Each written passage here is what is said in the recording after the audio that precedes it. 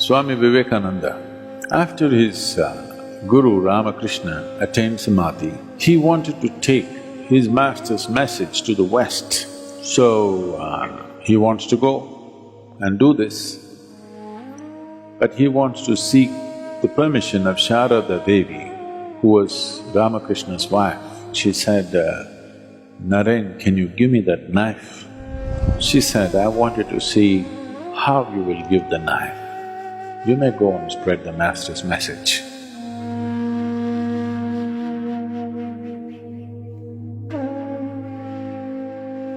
To be spiritual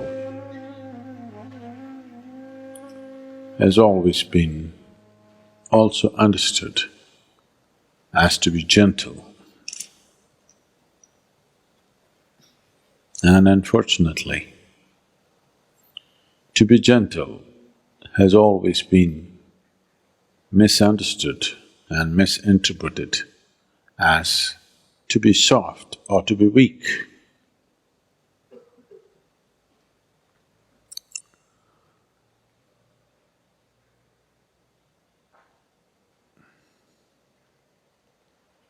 The weak are gentle, not by choice, because they're incapable of making a strong imprint, they're gentle. Gentleness is of value only when it's by choice. You're capable of being violent, but you choose to be gentle. That's of great value. You're incapable of violence. Now you're gentle. That's not of any great value because that's coming from a certain incapability. Today somebody was asking me, Sadhguru, why all the goddesses in India, always they have weapons in their hands?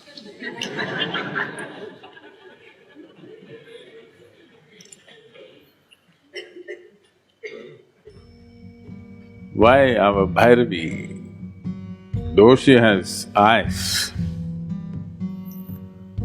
she doesn't have any weapons in her hands? 10 hands and no weapons. Because she's done with violence. You see the buffalo, Mahishasa, already conquered. So what needs to be treated brutally has been done. The beast has been killed. Now there is no need for weapons, so all hands free. So to bring yourself to this state, intense, not in a violent manner, intense, she's intense in victory, she's intense in energy, she's intense in her ecstasy. Her intensity is not violence. Not that she's not capable of, it's just that she's done with it. In the evolution of one's action, if you look at the evolution of action, the initial part of the action will always be violent. As you become more expert with something, you will see the rough edges in your action goes away and it becomes smoother and smoother and there will be no violence in action. Even a swordsman who is an expert, only somebody who is new goes, ah, like this. An expert will just flick it and it's done. There's no violence in the action. So in the evolution of action, She's past that. Still intense, but in victory, energy and ecstasy, not in a violent manner. There are many symbolisms like that here, if you peel your eyes and see, where it is intense but not violent. Is something wrong with violence? It's not a question of right and wrong, it's just crude way of conducting life. If you say violence is bad, that means you will end up rejecting a part of yourself and you can never get rid of it because it'll not go. It'll come out in so many ways. People who are very peaceful on the street, violent at home, if they are not capable of physical violence, they're verbally violent, they're violent in their thought and emotion in so many ways.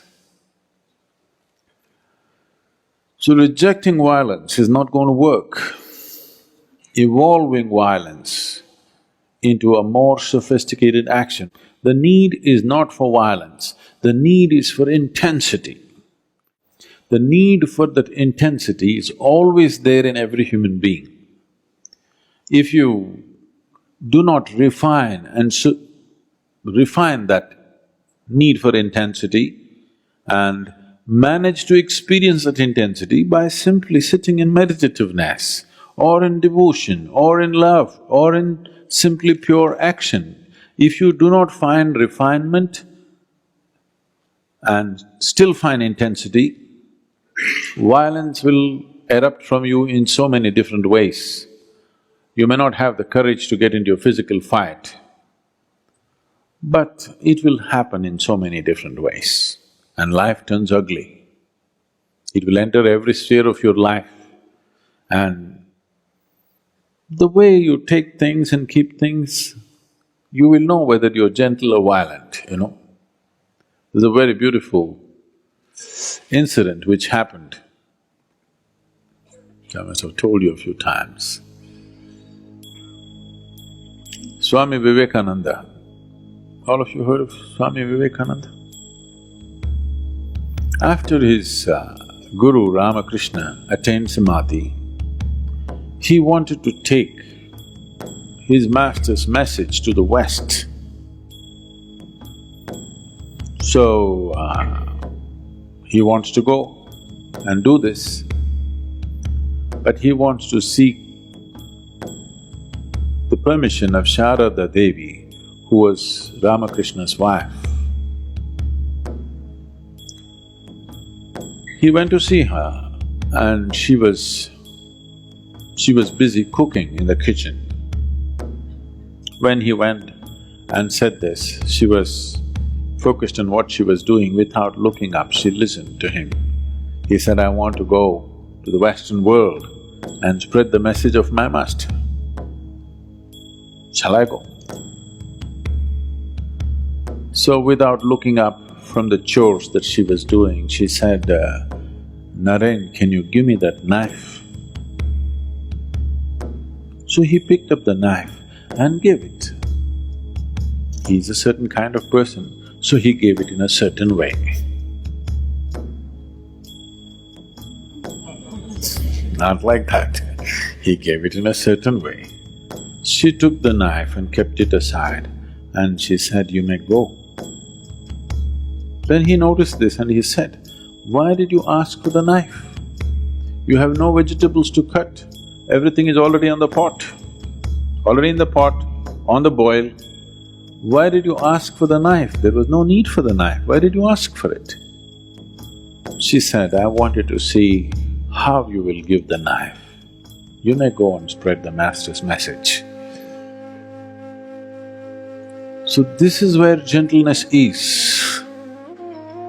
Not because somebody is watching, not because you're under scrutiny, just the way you move, how you step on the planet, how you breathe, how you sit, how you stand, how you look at other people. This is where you have to refine your action. Now I'm not talking to you about mindfulness, no, being mindful of everything, no. I'm talking about refining your physical action, your verbal action. With this slowly, your mental action and emotional action also can be refined. To just move your hands and legs in a more gentle manner.